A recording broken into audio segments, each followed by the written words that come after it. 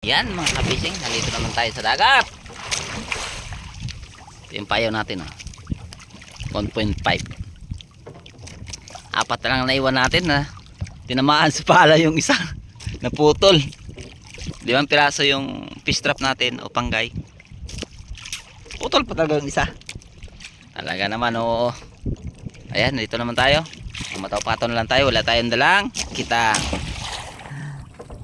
Tumangis na yung umiyak na yung managusay ng kitang. So na huli natin mga fishing. 15 piraso ang patimbang natin. Ito naman yung ito, may spot mo ito.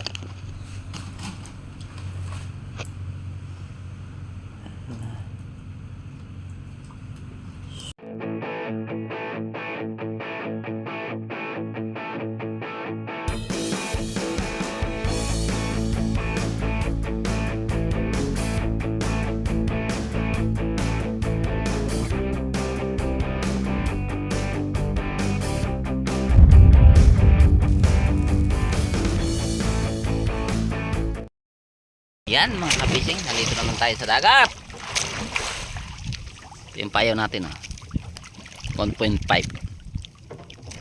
Apat na lang naiwan natin na tinamaan sa pala yung isa. Naputol. 5 piraso yung fish trap natin o panggay. Putol pa talaga yung isa. Talaga naman Ayan, dito naman tayo. Mataw-paton lang tayo, wala tayong dalang kita. Tumangis na yung umiyak na yung managusay ng kitang, di pa na natapos. So ngayon, wala tayong kitang dala. Siguro bukas kung maganda yung panahon, hindi pa darating yung bagyo. Tingnan natin kung makaya natin mangitang bukas. Dahil may pataob na. Pagtapos ng pataob, pahubas ay mangitang. Sa pataob ay mangate. Tayo dahil mayroon namang bagyo nga darating, kailangan natin mag-imbak, bili ng bigas para kahit na bagyo wala tayong alalahanin sa pang bili ng ulam. Sa bagay, sa ulam walang problema, marami tayong ulam. Anong gusto mong ulam? Isda, marami. Isda lang lahat. So yung isda, paksiw na isda, tinulang isda, basta lahat ng isda. Sa pagluto ng isda. Ayan, lapu-lapu, meron na ako doon nakaimbak ng lapu-lapu para ipang escabeche. Pwede na yun. Solve na yun sa isang araw, sa umaga, tanghali, sa gabi. Isa lang ang klase para hindi hindi mahirap magluto, isang putahe lang, diba? Nakong iba nandun tumakbo na marami. Ganda yung panghuli nila ng pain. Talaga naman ako nandito pa. Hindi ako sumabay sa kanila dun. Dito ako, wala rin pain. Kahit saan ako pupunta, saan ako manghuli, walang pain sila. Nandun na, tumakbo na. Tumakbo na yung nanguhuli ng pain. Kaso lang makita, hindi maganda isong mga natin. Hindi makita Magalaw lang yan. Tumakbo si Christian, umalis na. Sakita. Kaya ito yung mga kasama ko, hundaan pa yan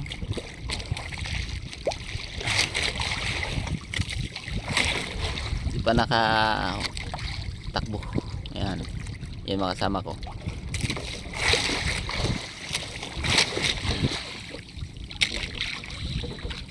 Ayan, kunti pa lang pain natin. Tingnan nyo naman, diba? Parang nasa 30 piraso pa lang. Isang ariyahan lang, wala na, busak agad. Wala tayong pampalit. Marami pa naman tayo pang pain. Okay, hila tayo.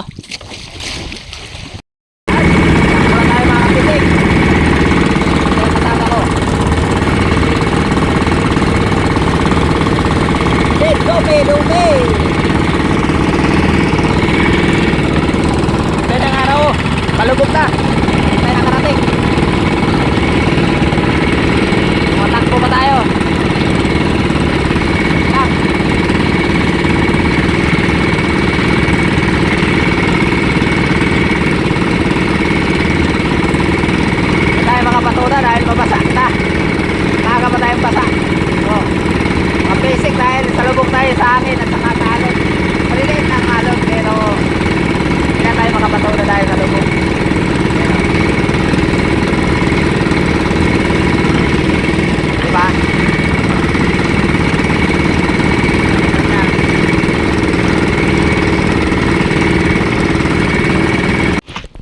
mga kapising. May huli na tayo. Nasa 10 piraso to. Maliliit. Meron na tayong isang pirasong XL. Tag 4 gramos. 1, 2, 3, 4. Ano? Apat na pirasong tag 4 grams. Ito ay nasa 6 grams. Sa mga piraso maliliit ng iba.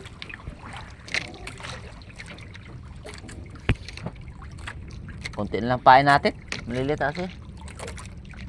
Maliliit ang ngipin. Maliliit na pusit. Payo natin.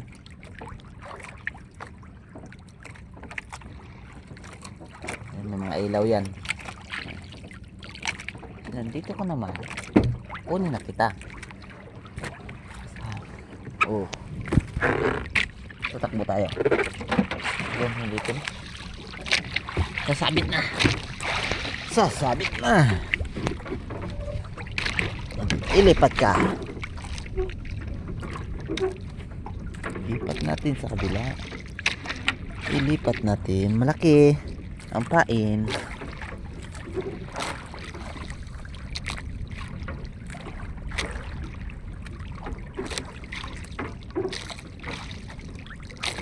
Kumakain pa yung puset. Kakain pa lang ng puset. Yung maliliit. Okay na yan. Basta mayroon. Yun. Kinainan. Yun o. Kunin natin. Yan. Nahuli natin mga kapising. Yan o. Kita mo? Hihi. Malaki yan. Uy. Pa! Wapo! Mahigit pa kaigo sa ako naong. Pa! Ano na mga kapising?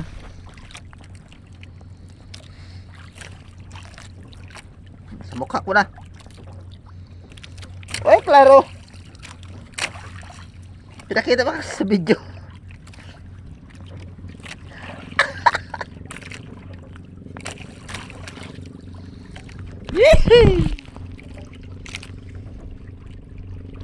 Yan na yan. Muli natin. So na, huli natin mga kapising. 15 piraso ang patimbang natin. Ito naman yung ano, ang sobra para sa manok-saog. 15 piraso lang yan. Ilang maliliit. Isa lang ang XL natin. Hirap. Bawi lang tayo bukas.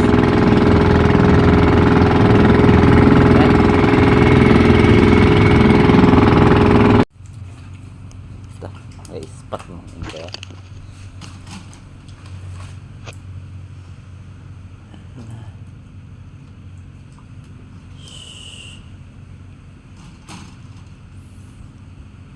XL.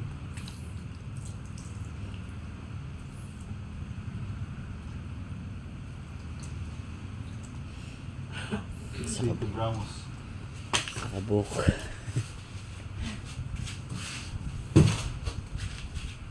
Puro gagmay.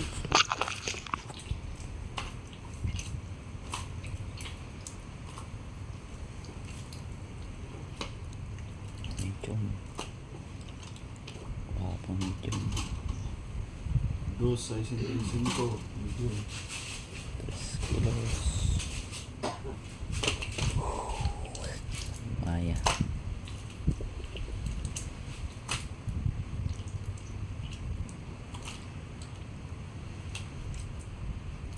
Small 2.50. Ito na mga kapising ang huli natin. Konti lang. Maliliit na yung nahuli natin, mga small. Isang piraso lang ang XL natin, 7 gramos. Yan ang binta. Ay, 1,693. Konti lang mga kapising. Kung mga XL yan, umabot yan ng 2K. Pero small, Napakamura ng bili nila ng small. Yan. Salamat mga fishing sa inyong panonood sa aking vlog. Sa hindi pa subscribe, please po subscribe sa aking YouTube channel. Like and share din po. Pindot din ang bell button para lagi update sa aking mga vlog. I-bell nyo po. Thank you. God bless.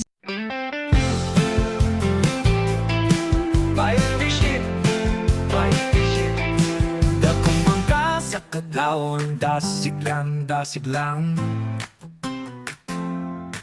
palawod lang, tagihapon sa kinabuhi, simple lang. Tara na para makasayo na ta. Ang balut sa dagat sa kabuntagon, gininhawa sa hangin. O kasi ka sa mga isda, ilabay na ang lambat, taron kita makakuha. Magdepende ang panahon, tinuod nga risko ang panagat. Sa dagat kami nabuhi at makakaon. Batch fishing sa baybayon akong namatan. Among pangabilawang daw sa dagat, paniguha o pangandoy akong baon. Pugma sa tubig ipapaon sa akong pamilya. Sa kasakit o kalis o dili mapalupig, ang mo gihapon dalang nga unta makaginhawa.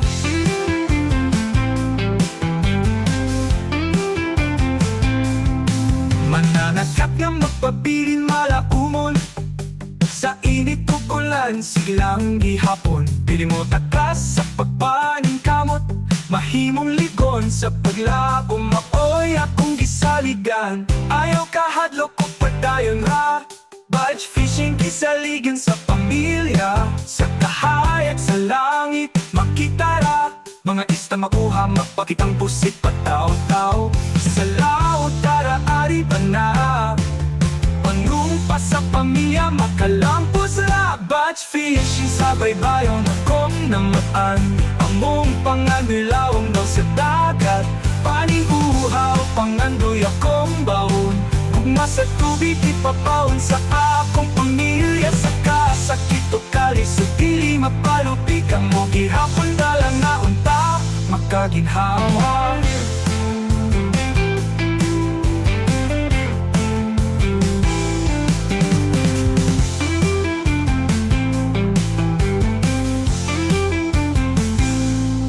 Batch fishing sa baybayon akong namatan.